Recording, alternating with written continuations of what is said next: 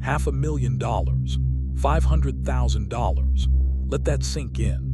That's the amount my homeowners association fined me for violations that included planting a single cherry tomato vine next to my porch and hanging a festive holiday wreath apparently 2 weeks too early. When I initially threatened to fight back, maybe even block their access somehow, they literally laughed in my face. What they didn't realize, what they couldn't possibly fathom in their little world of beige conformity and passive-aggressive newsletters, was that I wasn't bluffing. Because, thanks to a bizarre quirk of fate and sloppy paperwork from decades ago, I discovered I owned the only road providing access to their entire neighborhood. They were about to get a very expensive lesson in the true meaning of private property. You're probably wondering how this even happens, right? How does an HOA get so out of control, and how does someone not realize they own the main road? Trust me, this whole suburban circus felt unreal even as I was living it. And it didn't start with threats of road blockades or massive fines. It started, ridiculously enough, with that one little tomato plant. Just a simple cherry tomato vine, happily growing in a pot next to some marigolds by my front steps. Apparently, in the eyes of the Maple Creek HOA, this constituted a heinous crime against neighborhood aesthetics and the sacred covenant we all supposedly lived by. I remember getting the first violation letter delivered with my morning mail. I actually laughed when I read it. Unauthorized agricultural activity. Printed in bold like I was operating a clandestine farm instead of growing a few snacks. I thought it was a joke, some kind of overzealous welcome wagon prank. Cute, right? So I ignored it. That was my first mistake. Ignoring the HOA, especially when it's run by someone with a vendetta, is like ignoring a wasp buzzing around your head. Eventually, you're going to get stung.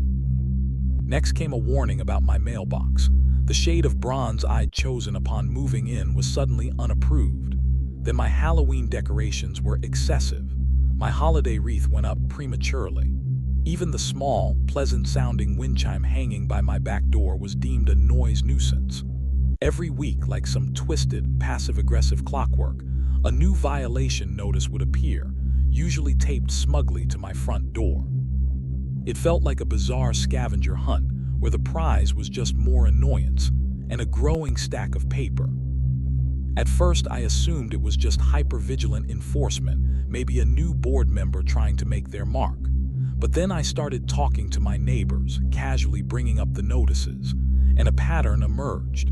Nobody else was getting these letters, not Steve, whose lawn decorations often bordered on carnivalesque, not Brenda, whose dog barked incessantly, not even Chad across the street, who proudly displayed a 6-foot-tall inflatable beer mug on his lawn every single Sunday during football season. No fines, no warnings, not a peep from the HOA for them. It was just me, only my house. That's when I had my first official run-in with her, Karen. Of course, her name was Karen. She was the HOA president, the self-appointed queen of the cul-de-sac, ruling her tiny fiefdom with an iron fist encased in a perfectly manicured hand, perpetually clutching a clipboard like it was the key to the city. She had the helmet of perfectly coiffed bleach blonde hair and that tight-lipped, forced smile that instantly puts you on edge. She stopped me one morning while I was walking my dog, my sweet, arthritic, nearly blind dachshund, and informed me that my dog appeared potentially aggressive. She then critiqued the precise angle at which my recycling bin was placed by the curb, stating she would be documenting its noncompliance. She capped off this charming encounter by looking me up and down and saying, with that chillingly sweet smile, "You know, some people just don't seem to fit the community spirit we're trying to cultivate here." And there it was, the truth laid bare. I wasn't part of her clique. I was younger than most residents. I worked remotely instead of commuting in a sensible sedan. I didn't participate in the neighborhood bake sales or join the Friday night wine mom's gossip circle on her patio. Karen didn't like me because I was different, and she was weaponizing her minor HOA authority to try and bully me out. The violations, the fines, they weren't about tomatoes or mailboxes. They were about control. Knowing Karen didn't approve of my existence, I braced myself for escalation. I figured the fines would increase. Maybe she'd try to get more aggressive with enforcement, perhaps organize some kind of official censure at an HOA meeting. But even my cynical expectations didn't prepare me for the certified letter that arrived on, of all days, my birthday. I saw the official HOA return address inside, assuming it was another demand for $50 for having my garden hose coiled improperly. I opened it casually, thinking maybe it was a package notification from my sister. It wasn't a package, it was a ledger, 7 pages long, single-spaced, detailing every single alleged violation from the past 6 months. The tomato plant, the mailbox, the wreath, the wind chime, Halloween decorations deemed too frightening, Christmas lights left up past the approved date, even a citation for unapproved pathway stones leading to my back gate. Each petty infraction had been assigned a base fine, then compounded with administrative fees, late payment penalties, legal assessment charges, and something called a community remediation penalty. I squinted at the footnote defining this mysterious penalty, a fee assessed for ongoing negative impact on neighborhood cohesion and aesthetic harmony. Apparently, my cherry tomatoes were literally toxic to the neighborhood's vibes. I flipped numbly to the last page, expecting a total in the hundreds, maybe even 1,000 or 2 if they were really pushing it. My eyes scanned down to the final, bolded number. Total amount due, $497,233.84. $500,000 for vegetables, holiday decorations, and existing while not being in Corinne's inner circle. I just stood there in my kitchen, staring at the number, the pages trembling slightly in my hand. It felt surreal, like a misprint, a practical joke of astronomical proportions. Surely this had to be a mistake. Someone must have added extra zeros, pasted the wrong figures, accidentally sent me the HOA's entire annual budget shortfall. My hands shaking slightly, I called the official HOA contact number listed on the letterhead. It went to a voicemail service, but eventually, a woman called me back, Corinne's second-in-command, judging by her equally frosty tone. I explained calmly that I believed there had been a significant error in the statement I received. She put me on hold, the silence stretching for an eternity, filled only by the frantic pounding in my chest. When she came back on the line, her voice was colder than ever. "There is no mistake, Mr. Henderson," she stated flatly. "The fines and fees have been calculated according to the bylaws and the established penalty schedule. You have 30 days to remit the full payment or bring your property into complete compliance by removing all offending features." "Offending features," I repeated, incredulous. "You mean my tomato plant?" "Among other things," she replied coolly. "Failure to comply within the 30-day period will result in the HOA initiating foreclosure proceedings on your property." Click. She hung up. And just like that, the floor dropped out from under me. This wasn't just petty harassment anymore. This wasn't about fitting in or community spirit. This was a calculated power play. They weren't trying to make me conform. They were trying to take my house. They wanted me gone, and they were willing to manufacture nearly $500,000 in bogus fines to do it. In that moment, something inside me shifted. The confusion, the flicker of fear, the weary annoyance, it all evaporated, replaced by a cold, hard knot of anger. I've never been someone who backs down easily, but this was different. This wasn't just a fight, it was an ambush. They thought they had me cornered, financially ruined, ready to surrender my home just to escape their tyranny. They had severely underestimated me. If they wanted to play hardball, fine. But I wasn't going to fight fire with fire. I was going to fight their little brush fire with a full-blown nuclear winter. Fueled by a potent cocktail of righteous anger and sheer disbelief, I decided it was time to stop reacting and start digging. If the HOA wanted to weaponize bylaws and fine print against me, then I needed to understand the battlefield completely. I wasn't just going to fight the fines. I was going to scrutinize every single piece of paper related to my property and the entire neighborhood's formation. I spent the next few days pulling out every document I'd received when I bought the house, closing papers, inspection reports, title searches, zoning maps, land surveys, HOA covenants, everything. My living room floor became a chaotic landscape of files and folders. I pored over plat maps, cross-referenced county records online, read through the HOA's founding documents line by tedious line. Most of it was standard boilerplate stuff. But then, tucked away in a dusty manila folder labeled MISC, easements and surveys, buried behind old termite inspection photos, I found it. A single page, yellowed with age, part of the original land survey from when the neighborhood was first plotted out decades ago. It looked unremarkable, mostly technical jargon and boundary lines. But down in the bottom right corner, almost hidden, was a tiny stamped note, barely legible. Access ARD, PVT, ESMD. Access retained by owner Lot 1. Lot 1, that was my property. My house sits right at the entrance to the entire subdivision. Every single car, every resident, every delivery truck, every visitor has to drive past my mailbox on the narrow, two-lane road that connects the 30 or so homes in Maple Creek back to the main county highway. I stared at the note, my heart starting to pound again, but this time with excitement, not panic. Private easement access retained by owner. Could it really mean what I thought it meant? I immediately scanned the document and fired it off to my old college buddy, Dave. Dave's a real estate lawyer now, the kind of guy who thrives on chaos, loves obscure legal loopholes, and considers courtroom drama primo entertainment. I texted him, emergency question. Look at this note. Does this mean what I hope it means? He called me back within an hour, practically buzzing. Dude, he said, his voice filled with the kind of glee usually reserved for winning a massive settlement. Where did you find this? I explained about the folder. He continued, okay, I've cross-referenced this with the current county plat maps and title records online. It's unbelievable, but it looks legit.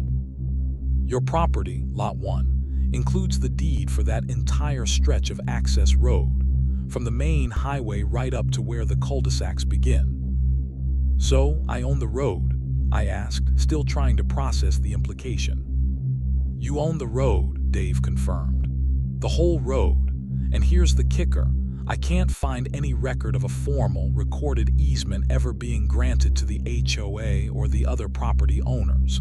Nothing filed with the county, nothing attached to their deeds. What does that mean legally? I pressed, needing absolute clarity. Dave let out a low whistle.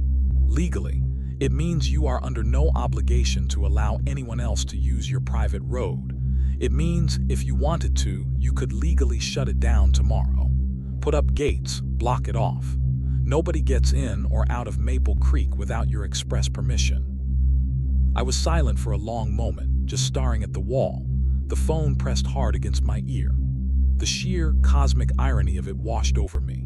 The HOA, led by Queen Karen, was trying to foreclose on my house using $500,000 in fake fines for tomatoes and wind chimes, all while they, and every single one of my neighbors, had been unknowingly trespassing on my private property every single day just to get to their own homes. They thought they held all the power of bylaws and fines and community pressure, but I held the keys, literally. I held the keys to their kingdom, the only road in and out. The anger I'd felt earlier morphed into something else, a cold, calculated determination. Revenge started to feel not just possible, but necessary. $500,000, foreclosure, for being different. Oh, they had no idea what they had just unleashed. Karen thought she was bullying some random homeowner she could easily push around. She had no clue she was picking a fight with the guy who owned the ground beneath her perfectly aligned tires. The planning started immediately, quietly, strategically. I didn't want them to get wind of this until I was ready to drop the hammer. Dave was already drafting letters. I started getting quotes for security gates. I hired a surveyor to officially mark the boundaries of my road. The game had just changed, drastically. And Karen, she was still blissfully unaware, probably busy drafting another fine for the unapproved color of my garden hose. While I was quietly assembling my arsenal, the deed, the survey maps, Dave's perfectly crafted legal threats, Karen and the HOA board were busy plotting their own endgame. They clearly thought my silence after receiving the $500K demand meant I was either terrified into submission or desperately trying to scrape together funds I didn't have. Their next move confirmed their arrogance. I received another certified letter, this one hand-delivered with an air of ominous importance. They were calling a special emergency HOA meeting. The sole agenda item, to hold a formal vote to initiate foreclosure proceedings on my house due to willful and persistent noncompliance with community covenants. But here was the kicker, the detail that truly showcased their breathtaking level of entitlement and delusion. They had scheduled this special meeting to take place on my property, on my front lawn to be precise. They didn't ask for permission. They simply informed me, via certified mail, that the board and interested residents would be congregating on my land to vote on taking that very land away from me. I read that part of the letter 3 times, convinced I was misunderstanding. They were planning to stand on a road they didn't own, on a lawn belonging to the person they were trying to evict, to vote him out of his home. The sheer audacity was almost comical. It was like a burglar sending the homeowner an invitation to attend their own robbery. This wasn't just hubris, it was weaponized stupidity, and it played right into my hands. Let them come. Let them assemble on my land for their little kangaroo court. It would make the reveal even more dramatic. With the meeting date set, Dave and I doubled down on digging into the history of the neighborhood's development. We spent hours sifting through county archives, pulling dusty plat maps and forgotten development filings. The story that emerged was one of classic bureaucratic oversight and assumption. Decades ago, the original developer who built Maple Creek had intended to formally dedicate the main access road to the HOA upon completion of the project. The initial plans reflected this. But somewhere between grading the lots and selling the last house, the development company went bankrupt. The handover of the road, a relatively minor administrative step, simply never happened. The newly formed HOA, likely eager to establish itself, just assumed the road was theirs as planned. They started maintaining it poorly, I might add, put up their little entrance sign, and never once bothered to verify the actual deed or title with the county. For decades, everyone just assumed. Until I bought Lot 1, the property that, unbeknownst to everyone including the seller and likely myself at the time of purchase, still held the original deed to that crucial strip of asphalt. It was a ticking time bomb left over from a bankrupt builder, and the HOA had been blithely driving over it for years, completely unaware. And crucially, Dave confirmed, their failure to secure a recorded easement meant their assumed access had no legal standing against the actual deed holder, me. With the legal foundation rock solid, I moved on to the physical preparations. I hired a local, reputable surveying company to come out and officially mark the boundary lines of my property, including the full width of the access road right up to where it met the first properties within the main development. The surveyor, a grizzled older guy named Frank, raised an eyebrow when he saw the lines extending across the entire road. "You sure about this?" he asked, squinting at the plat map. I explained the situation briefly. A slow grin spread across his face. "Well, I'll be," he chuckled. "Been doing this 30 years, ain't never seen one quite like this. You're about to become a local legend, son." I sighed. I didn't want to be a legend. I just wanted to be left alone to grow my tomatoes in peace. But it seemed peace required a preceding war. Next came the cameras. I had 2 high-definition security cameras installed on sturdy posts at either end of the road section I owned, positioned to capture clear footage of all traffic coming and going. Motion detection, cloud storage, night vision, the works. This wasn't about spying, it was about documentation. If Karen and her cronies decided to challenge the road closure later, I wanted an unassailable record of their usage, their potential trespassing after notice, and any other shenanigans they might pull. Karen operated on bluster and intimidation. I was operating on evidence and legality. Finally, I started quietly planting seeds among the neighbors. Not everyone, just a select few I'd identified as being outside Karen's immediate circle of influence or likely sympathizers. Tom from 2 doors down, who had his own long-running feud with the HOA over his boat trailer. Linda, the sweet older woman who Corinne had fined $100 for having overly festive Christmas lights. I invited them over individually, offered them coffee, and calmly laid out the situation, showing them copies of the deed and the survey map. Their reactions ranged from stunned silence to wide-eyed disbelief, often followed by slow smiles. "You really own the road?" Tom asked, leaning forward intently. "The whole thing, every last pebble," I confirmed. They didn't promise immediate allegiance, but I could see the gears turning. Doubt was being sown. The narrative Corinne controlled was starting to crack. Meanwhile, Corinne remained blissfully ignorant, radiating smug confidence. I saw her supervising the placement of no parking signs along the curb near my house one morning on the road I own, no less. She waved cheerfully as I watered my infamous tomato plant. "Big meeting on Saturday," she called out, her voice dripping with fake sweetness. "Hope you've made arrangements. Might want to start packing soon." Her smile was predatory. I smiled back, equally sweet.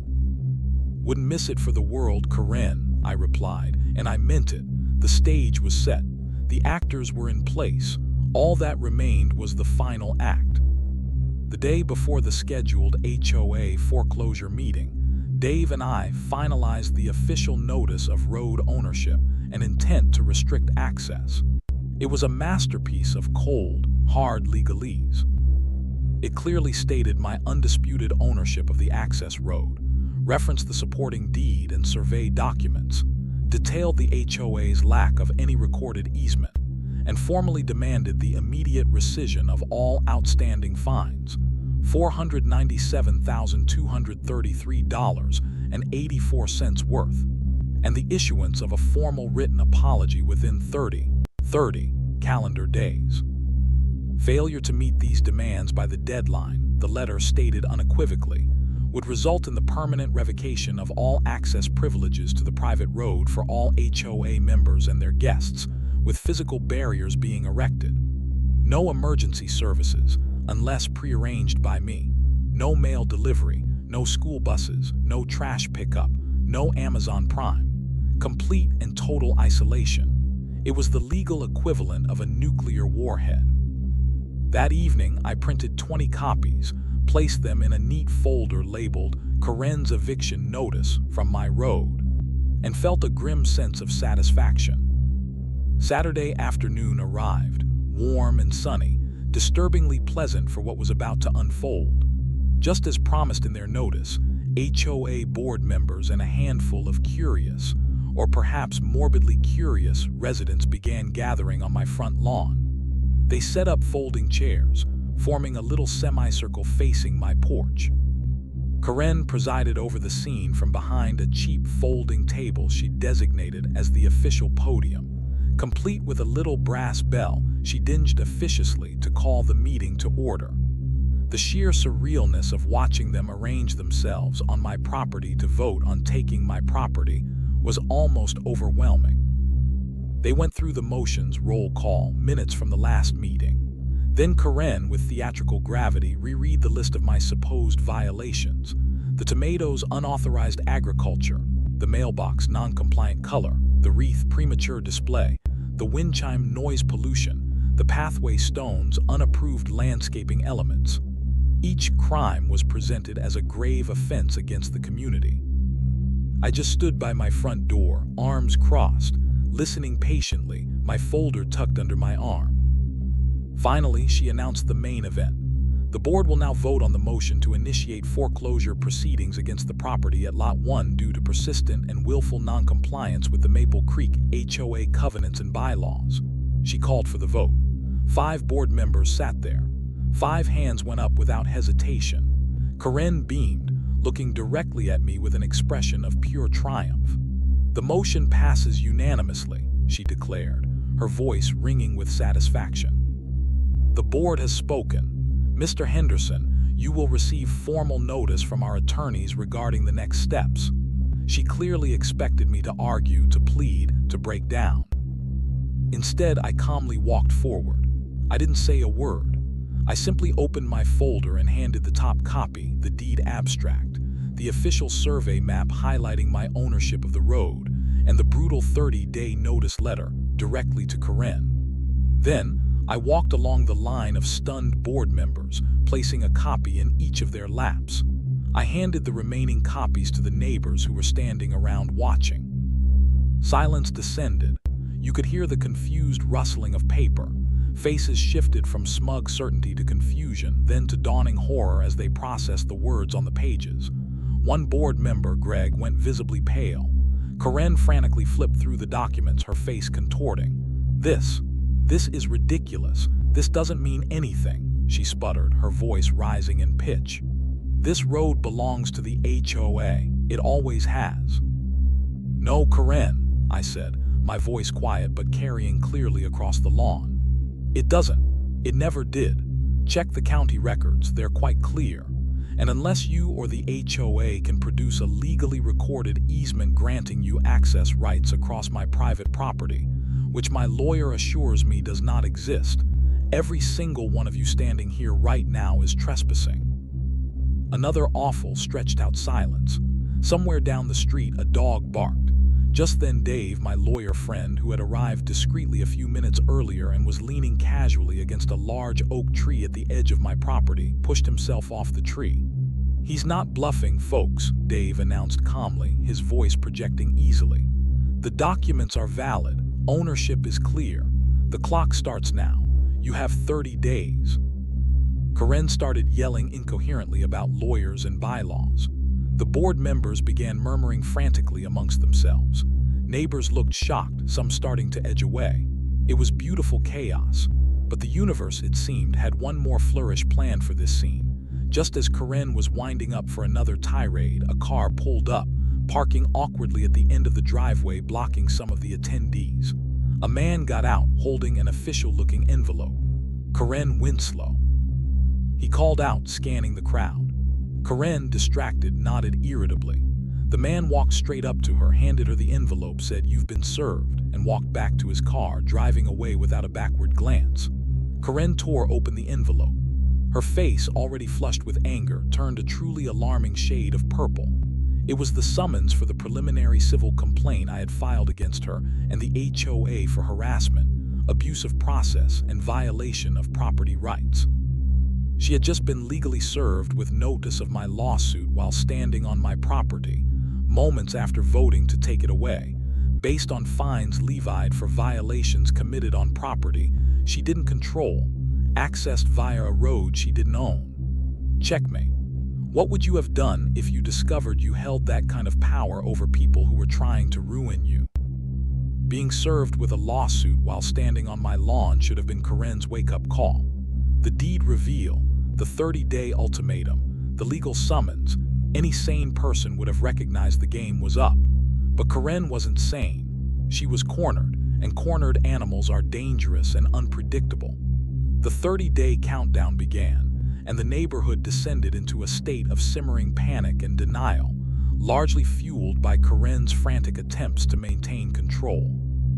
My first order of business was making the road closure threat real. I immediately authorized the gate installation company. Within a week, sturdy, automated steel gates stood sentinel at both ends of the access road section I owned. They remained open for now, but their presence was a constant, unignorable reminder of the deadline. I also installed the large, clear, private road, no public access, TRSBS-SERS will be PROSECUTED signs, complete with warnings about video surveillance. Subtlety was officially over. Word spread like wildfire, of course. Neighbors I'd never spoken to suddenly wanted to chat over the fence. Some were apologetic, admitting they knew Karen was out of line but felt powerless. Others were angry, demanding to know how I could do this to the community. Karen herself tried confronting me again, marching down my driveway, while she still could, and screaming about reporting me to every agency imaginable. I simply pointed to the new cameras recording her tirade and suggested she lower her voice. She retreated, but not before slamming her fist on my mailbox again. A bird promptly pooped on her shoulder. The universe clearly had opinions. The HOA, under Corinne's increasingly desperate leadership, began sending daily letters. Not official notices, just increasingly unhinged screeds printed on HOA letterhead, accusing me of community sabotage, reckless endangerment, and my personal favorite, malicious road hoarding. Dave advised me to save them all as evidence of ongoing harassment. I started a binder titled Corinne's Greatest Hits. As the 30-day deadline loomed closer, the practical implications started hitting home for residents. Delivery drivers encountered the new signs and surveyor flags and started refusing to enter, leaving packages piled near the entrance. A school bus driver radioed dispatch, confused about the private road warnings. Uber Eats orders got canceled. One frantic neighbor called me because a plumber refused to come fix a burst pipe without guaranteed access.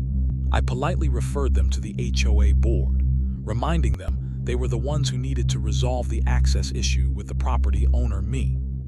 The city planning department, when flooded with calls from panicked residents, simply reiterated that it was a dispute involving private property and they couldn't intervene without a court order or a formal agreement. The board, minus Corinne who refused to participate, eventually sent Greg, the pale-faced board member from the meeting, as an emissary. He knocked timidly on my door one evening, asking if we could discuss a compromise. I offered him a cold drink, showed him the deed, the survey, the lawyer letters, and the gate installation invoice one more time. He left looking even paler, muttering about needing to regroup. Corinne's response to the growing panic. She held an emergency meeting, in her garage this time, not my lawn, and actually proposed levying a special assessment tax on all residents to fund a high-powered legal battle against me. That suggestion went over like a lead balloon. The tide of neighborhood opinion, already turning, became a tsunami crashing against her. Then day 30 arrived.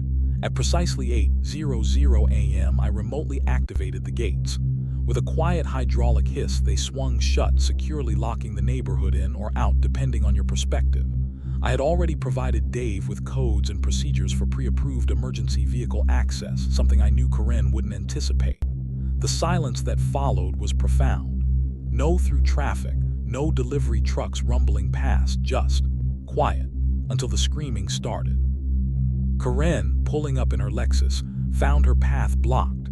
She laid on the horn, punched random numbers into the non-functional keypad, banged on the steel bars, and unleashed a string of curses that would make a sailor blush. I watched it all unfold on my security feed, sipping my morning coffee. The next 48 hours were pure, unadulterated chaos. Amazon trucks backed up, mail delivery was suspended, trash collection was missed. People trying to leave for work found themselves blocked. The HOA voicemail system crashed, and right on cue, an ambulance needed access for a genuine medical emergency down the street. They called the number posted on the gate. Dave answered, verified their credentials, and remotely opened the gate for them. Corinne, who had been packing furiously nearby, watched helplessly as the emergency vehicle rolled smoothly through my gate while her neighbors glared at her. It was a masterclass in controlled access. The final straw wasn't the gate itself, but Corinne's spectacularly ill-conceived attempt to circumvent it. Convinced she could outsmart me, she hired a sketchy landscaping crew under the cover of darkness to try and clear a narrow, makeshift path through a wooded easement behind the last row of houses. She thought she could create a secret back exit. What she didn't know was that the easement bordered protected conservation land, and that I, anticipating further desperate measures, had installed motion-activated trail cams back there weeks earlier. At 3:17 a.m., my phone pinged. The footage was damning. Corinne, flashlight in hand, directing a small bobcat bulldozer as it ripped through protected underbrush and sensitive wetlands. I downloaded the video, sent it straight to Dave, and made a call to the county sheriff's department and the Environmental Protection Agency. By sunrise, Corinne wasn't just facing HOA removal. She was facing citations for trespassing, illegal excavation, destruction of protected habitat, and potentially significant environmental fines. The fallout was swift and total. The HOA board convened an emergency session, via Zoom this time, and voted unanimously to remove Karen as president, effective immediately. Her staunchest allies disappeared overnight. Word got out about her husband filing for divorce weeks earlier, allegedly citing the HOA drama and financial strain as contributing factors. Within days, a for sale sign appeared on Karen's lawn, though rumors quickly spread that the bank was already initiating foreclosure due to defaulted mortgage payments after the $500K fine debacle likely froze her assets or ruined her credit.